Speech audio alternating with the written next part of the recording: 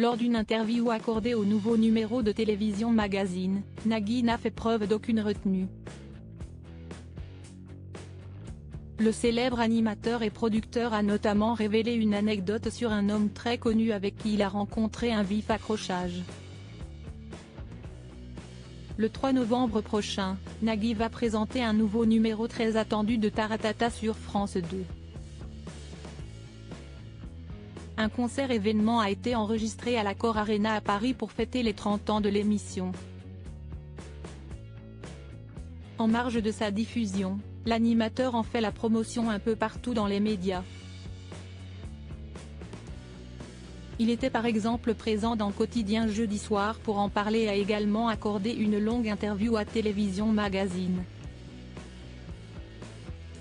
Il y a abordé plusieurs sujets, comme son non-regret d'avoir quitté l'animation de Tout le monde veut prendre sa place en 2021, et sa joie même de ne plus prendre part au jeu.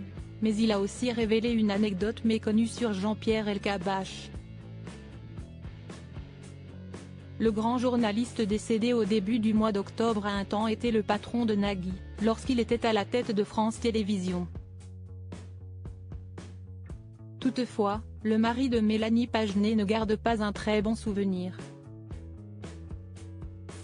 Je ne l'ai jamais raconté, mais il ne m'a jamais adressé la parole, ni dit bonjour, ni serré la main, y compris quand il y avait des conférences de presse, des réunions ou des séances photos avec tous les animateurs, a-t-il expliqué. Nagui fut alors très surpris lorsqu'à un beau jour, Jean-Pierre Elkabbach l'invite à dîner. Je me retrouve à la table d'un restaurant italien. Le rendez-vous était fixé à 21h. J'arrive à 20h50, lui à 22h05. Il s'installe devant moi, nous commandons des assiettes de pâtes, a-t-il recontextualisé.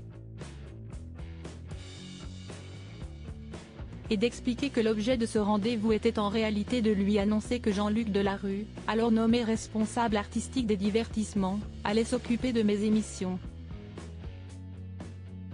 Et que, si elles lui plaisent, elles seront alors diffusées. Un choix que n'a pas du tout compris Nagui, lequel s'y est même vivement opposé. Delarue était un producteur de magazines, de talks, de docs, peut-être de fiction même, mais pas de divertissement, donc je ne voyais pas pourquoi j'avais des comptes à lui rendre.